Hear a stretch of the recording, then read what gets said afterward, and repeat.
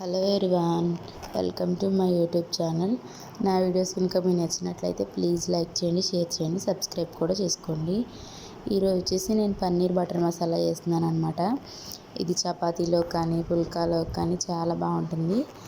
So ఇక్కడ వచ్చేసి నేను 100 గ్రామ్స్ పన్నీర్ తీసుకున్నాను. పన్నీర్ తీసుకొచ్చిన వెంటనే మనం ప్యాకెట్లో ఉంచకుండా నీట్గా వాటర్లో వేసి ఫ్రిడ్జ్లో పెడితే బాక్స్లో బాగుంటుంది అనమాట, పాడవకుండా. ఇది ఒక బెస్ట్ టిప్ అని చెప్పొచ్చు. నేను కూడా యూట్యూబ్లో చూసి తెలుసుకున్నాను. తర్వాత వచ్చేసి ఇలా మనకు కావాల్సిన వెజిటేబుల్స్ ఇంకా పన్నీర్ తీసుకోవాలి.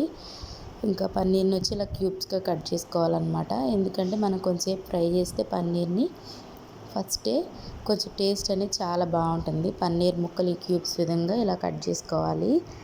సో ఇంకా పాన్లో బటర్ వేసుకుని, బటర్ మసాలా అన్నాను కదా, బటర్ వేసుకొని కొంచెంసేపు హీట్ అయ్యాక మనం పన్నీర్ అంతా యాడ్ చేసుకుని 4 సైడ్స్ కూడా టర్న్ చేసుకుంటూ మనం ఫ్రై చేసుకోవాలి.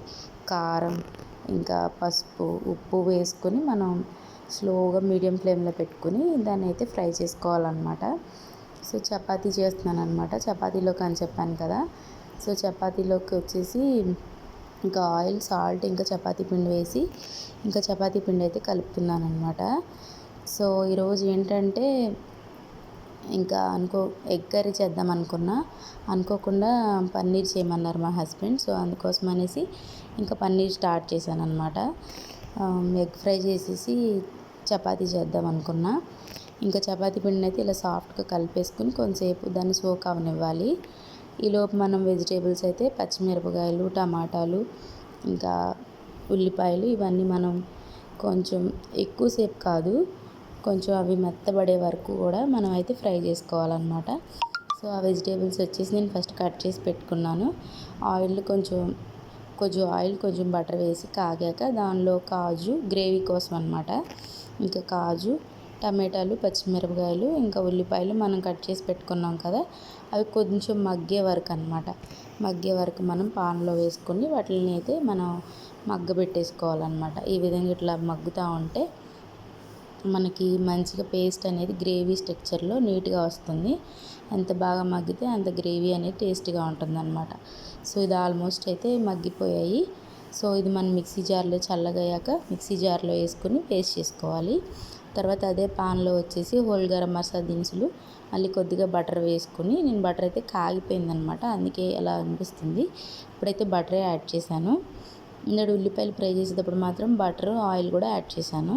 ఇప్పుడు వచ్చేసి ఓన్లీ బటరే వేసి హోల్ గరం మసాలా వేసి కొంచెం వాటిని ఫ్రై చేశాక ఆ పేస్ట్ అనేది యాడ్ చేసేసుకున్నాను అనమాట. ఇలా నూనె పైకి వచ్చే వరకు ఆ పేస్ట్ అనే దాన్ని బాగా ఫ్రై చేసుకోవాలి. అప్పుడే అదంతా కుక్ అవుతుంది పచ్చిదనం లేకుండా. ఉల్లిపాయలు, టమాటోలు, పచ్చిమిరపకాయలు మనం వేయించినా కూడా గ్రేవీలో ఇంకేమైనా పచ్చిదనం లేకుండా నీట్గా ఫ్రై అవుతుంది అనమాట. తర్వాత మనం 1 బై 1 ఇంగ్రీడియంట్స్ అయితే మసాలాలు అయితే యాడ్ చేసేసుకోవాలి. సో ఫస్ట్ వచ్చేసి ఉప్పు, ఇంకా పసుపు, కారం, గరం మసాలా, ఇలా 1 బై 1 అల్లం వెల్లుల్లి పేస్ట్ అయితే వీటిలో యాడ్ చేసుకోవాలన్నమాట. ఇలా గ్రేవీ స్ట్రక్చర్లో ఉంటే చాలా బాగుంటుంది. లాస్ట్లో క్రీమ్ కూడా యాడ్ చేసుకోవచ్చు. నా దగ్గర అయితే క్రీమ్ లేదు, నేనైతే క్రీమ్ యాడ్ చేయలేదు, కానీ క్రీమ్ కూడా యాడ్ చేస్తే చాలా బాగుంటుంది. చపాతీ కంటే ఆయిల్ లేకుండా పుల్కా చేసుకుని తింటే మాత్రం చాలా చాలా బాగుంటుంది.